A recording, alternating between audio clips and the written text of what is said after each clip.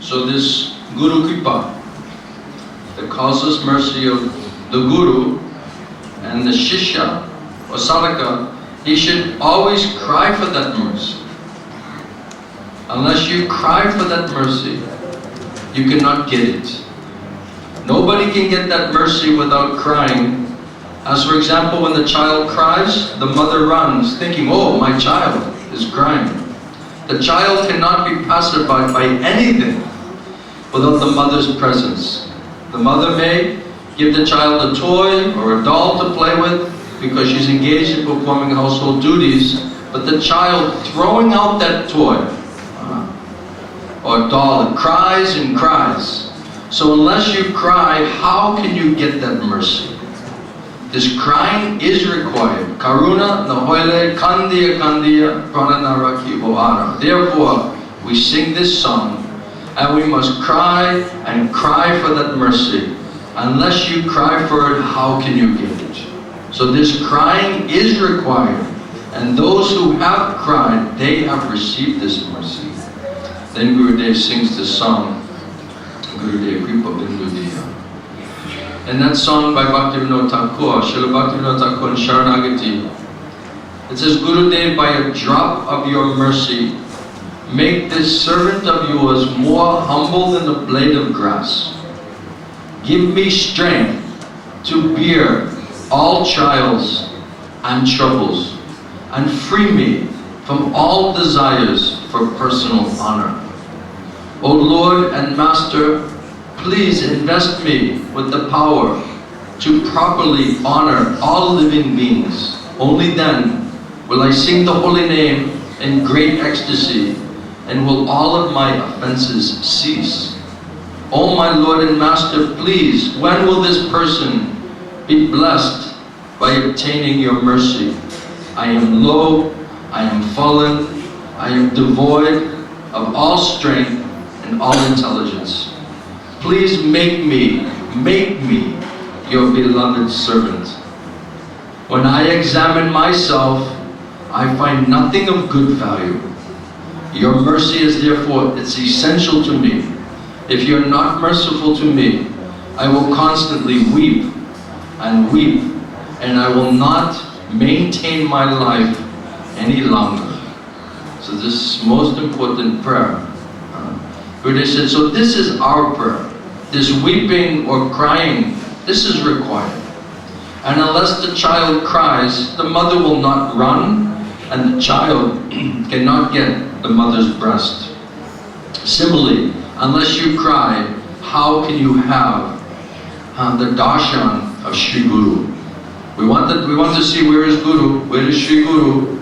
Is he there, is he there, is he there? But without crying, how will we recognize it? So crying, this crying is required. So and Gurudev says, so this crying is required. And when the child cries, then the mother runs to him. So when the disciple cries, the Guru also runs there. He may be in any part of the world. Sri Guru is Karunamaya. He's very, very merciful, causelessly merciful, and thus he gives darshan to his disciple, whether he is manifest or unmanifest. And he also comes in one's dreams to give darshan. This is Guru Tattva, and it is Nitya Tattva, eternal transcendental Tattva. This Guru Tattva is eternally Prakata. Is that right? Prakata. It is not Aprakata. There is no question of this Guru Tattva unmanifested. It is eternally manifest. This is inconceivable. Sri Guru Charana. It cannot be understood through one's material knowledge, intelligence, or merit. So again, if we're depending on our material intelligence and mind and merit, scholarship, all of these things, you cannot understand it because there's another dimension of consciousness is required there. So one who is crying, and of course Guru and Krishna always put us into some type of perplexity or some type of difficulty. This world is padam, padam, yad vipadam, natesham. Every step there is danger in this world. Even you're trying to avoid it. Prabhupada gives the example in the forest that sometimes the wood, they just rubs together, and then just a big flame starts and a big forest fire starts just by some inadvertent rubbing together. So, like that, so many things automatically happen. Nobody's asking for any of that. It's being forced upon us by being in this material world. There's danger at every step. And therefore, devotee, when he sees danger, when he perceives danger, he takes shelter. He takes shelter of Guru and Krishna. So this is also good for us, because if everything is nice and everything is wonderful and everything is going easy, we tend not to be intense in our prayers to Sri Guru and Krishna, isn't it? We get more comfortable, everything reasonably is settled, we start becoming a little bit, enjoying spirit, comes back as usual.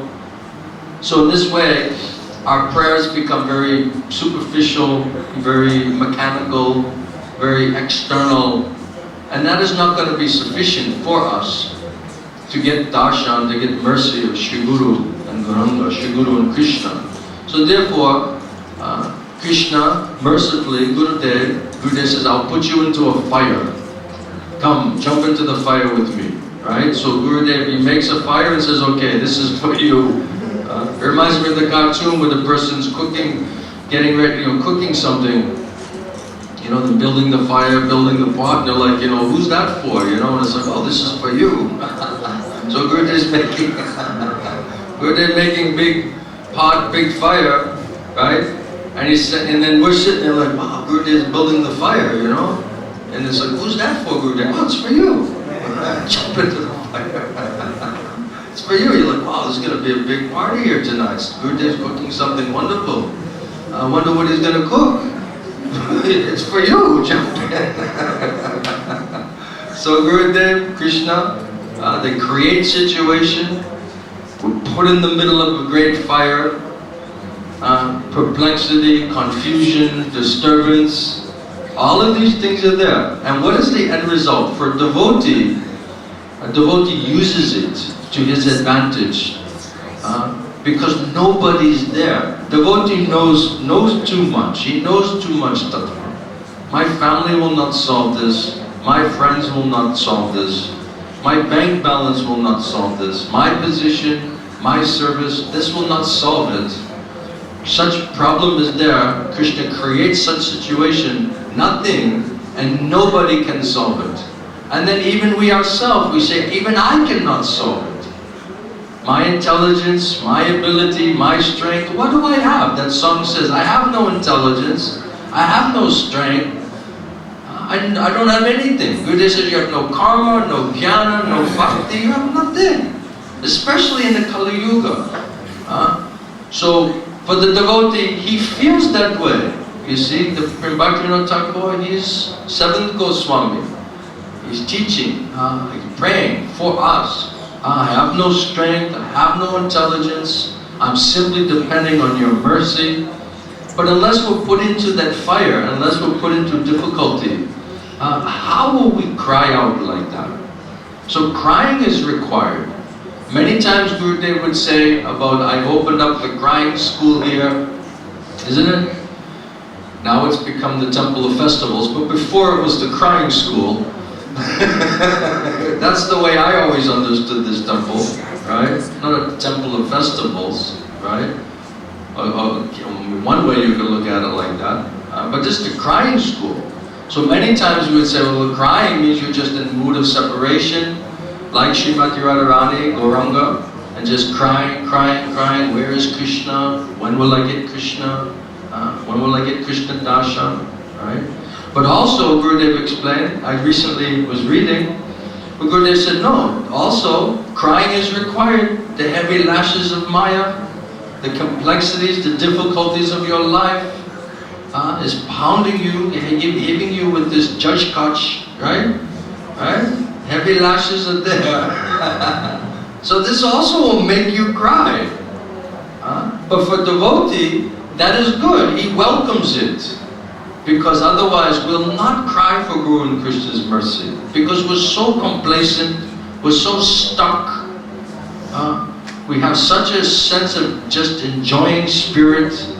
You see, as soon as we get a little chance to enjoy, we just start enjoying and we forget about Guru and Krishna. So Gurudev Krishna, they know that. So they keep us always, like Durvasa Muni, right?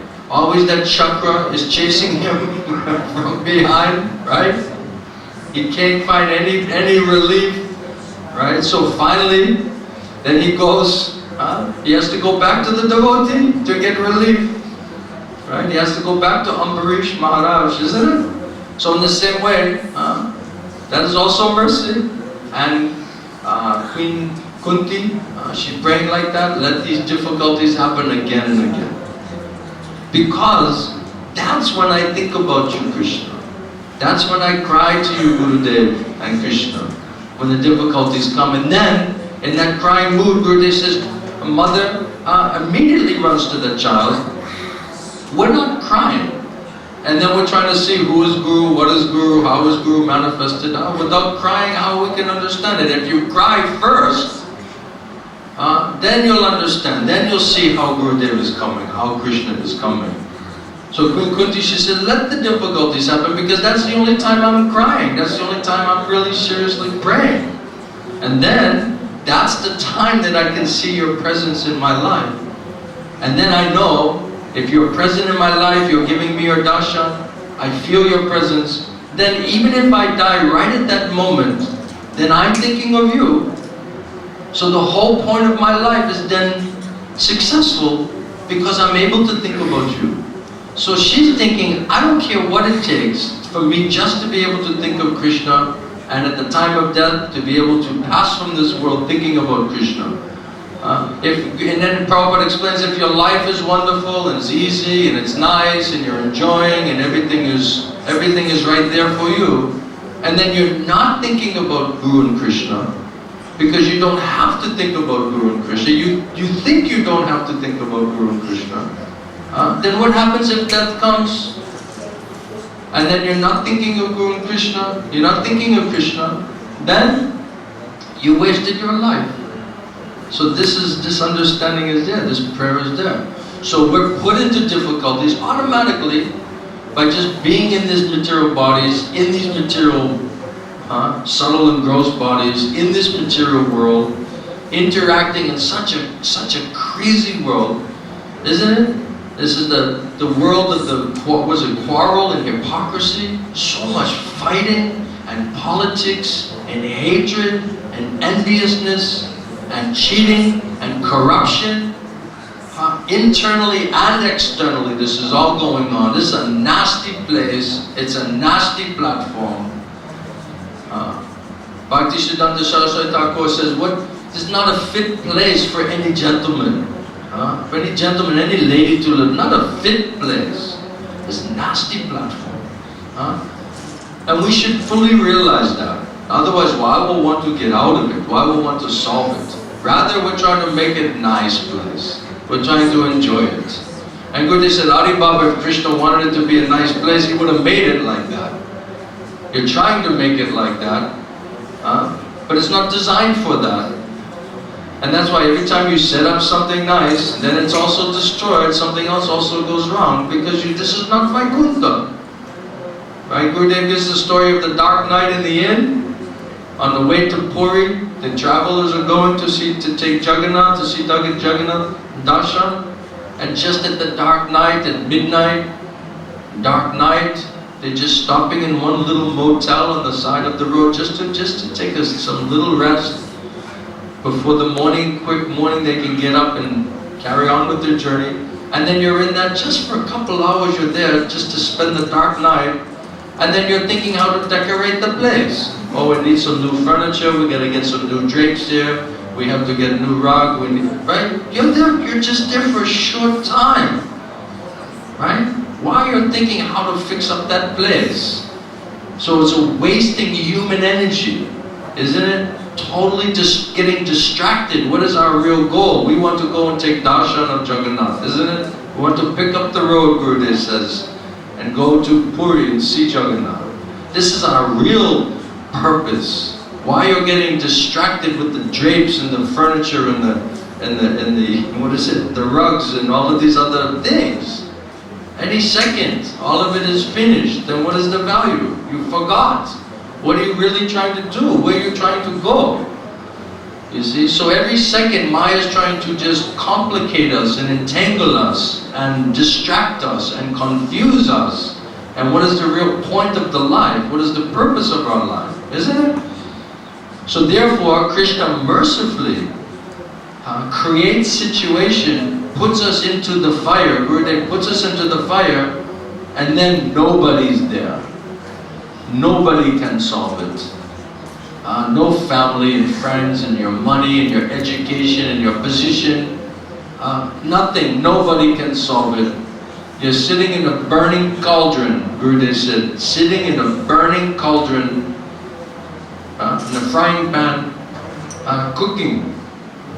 Heavy heat, high heat, isn't it? And we cannot solve it. We don't even understand it. What to speak of solving it, right? Sometimes I ask devotees, how are you? They think, I'm just suffering.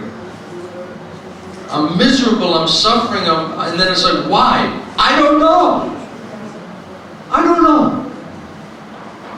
I can tell by the results, something's not right. Right? But specifically, what is it? What I'm doing, what I'm not doing, I don't know. So we're blind.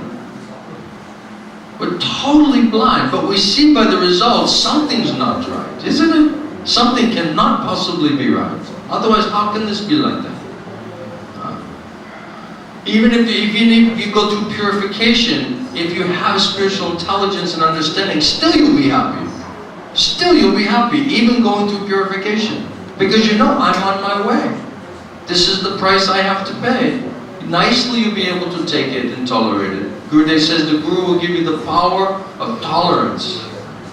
Without Gurudev's mercy, without the drop of that mercy, what tolerance do we have? How much tolerance do we have? Anything? We have no tolerance. No tolerance, no patience, none of the good qualities, no good intelligence, no spiritual strength. Sukrita, is it? Is that what you call it? No spiritual qualification. So totally mercy is required. And we must realize what is our position, what is our condition. Then we can cry out. Gurudev says, but you're not crying. You're not really crying. We're being very rebellious, very defiant. Can you imagine? We're defiant and rebellious? Not breaking down, not crying before our master. I remember the first time I met Gurudev, and Gurudev started saying, why you're not crying before your master, Murali? Murali Krishna. Why you're not crying before him? You're not crying. You see? So we're so, Gurudev said, I have no words to say. We're just so covered over, we're so hardened like a stone, not realizing what is our position. We cannot hear anything, we cannot see anything, and yet we're thinking we're in a wonderful position. We think everything is fine. Gurudev says about the man whose head has caught fire in the forest. He's on fire, and then he's coming out of the forest, his head is on fire, and then you say, sir, how are you? And he says, fine. Everything is fine. Right? He's so callous. Gurudev said, he's so callous, he cannot even realize what is his position. What is happening to him, he cannot understand it. Because of so much callousness, so much dull-wittedness. Gurudev says we're so dull-witted, right? Dull-witted, cannot understand. Therefore, mercy is required. Bhaktivinoda Thakur, he's praying like that. Please, I need intelligence. He's praying, isn't it? Didn't he say that?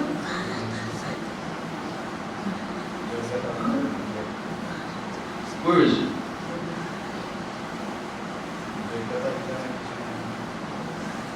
Oh, the last one, huh?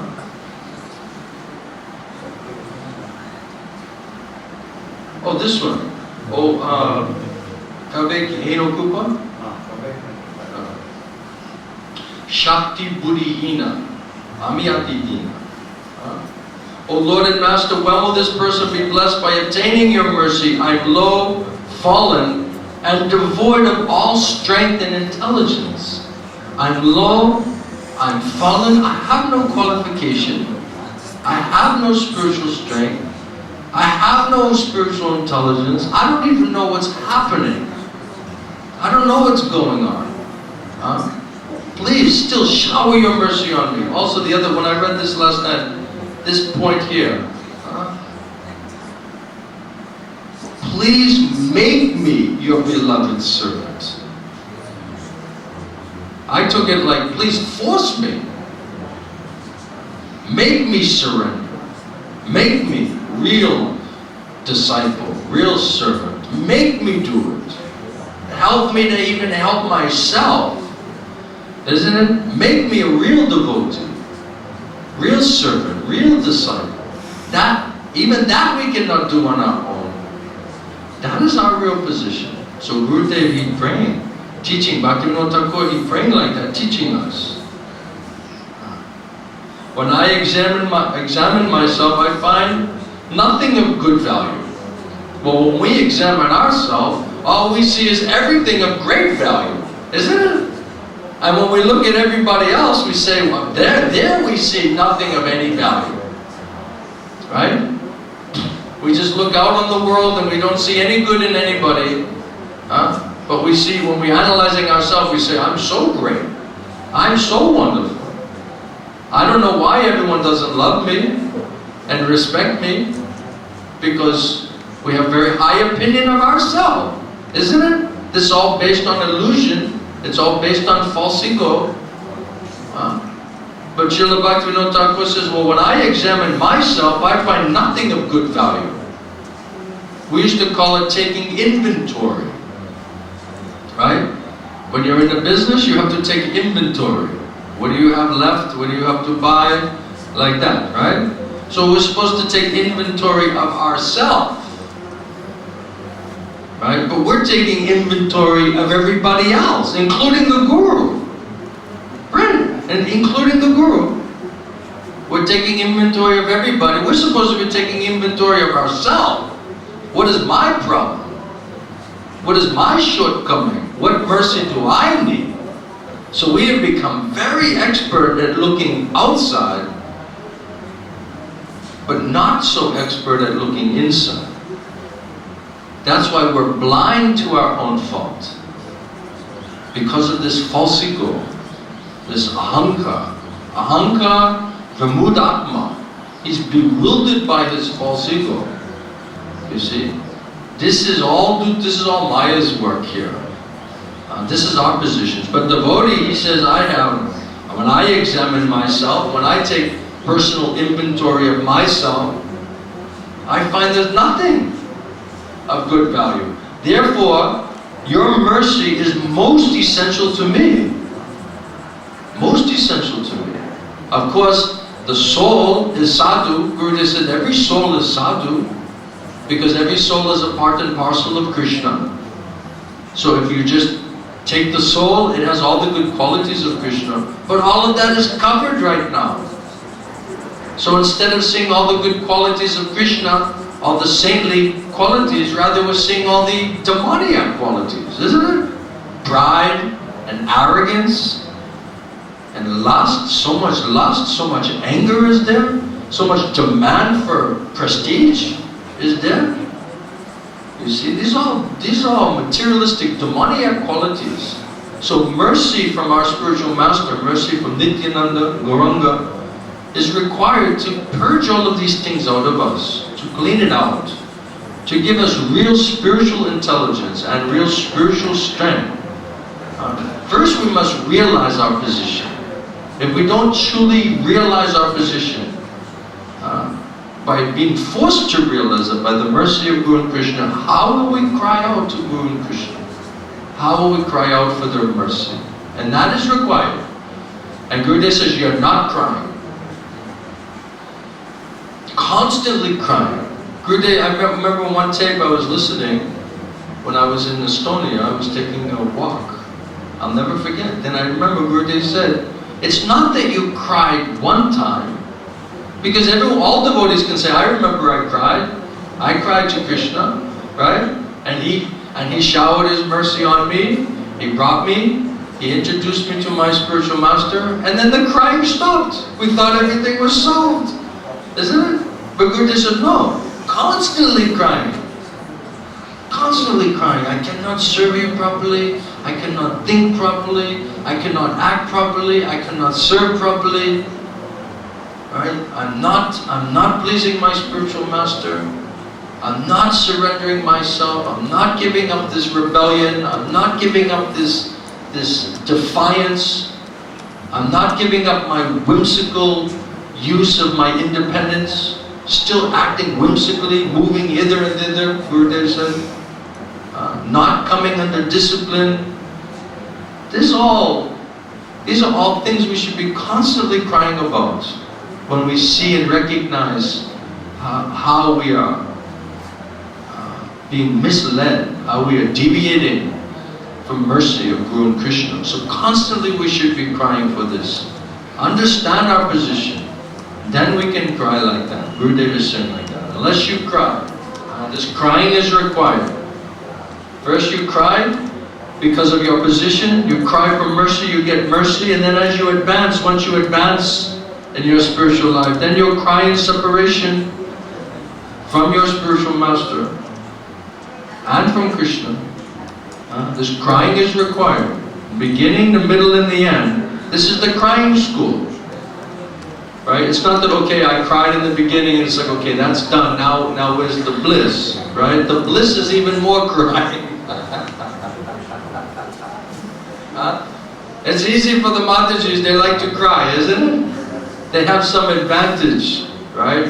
For us, a little bit more difficult, sometimes, right? But they can cry at the drop of a hat, right?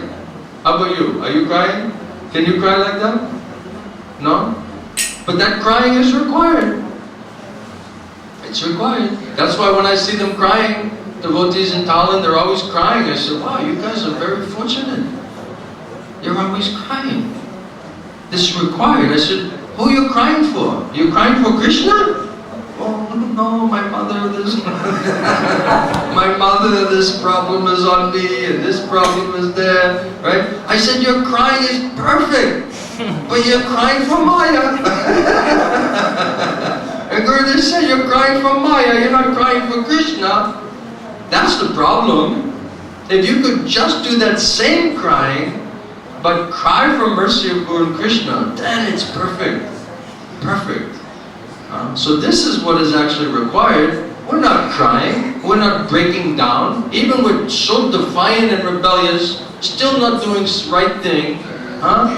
We should be bashing our head. Gurudev says you should bash your head against the wall. Crack it on the stone. That is your position. And then without doing that, how do you get mercy? How will you possibly change? How will you possibly change on your own? We don't even see it. We're blind, isn't it? We're powerless.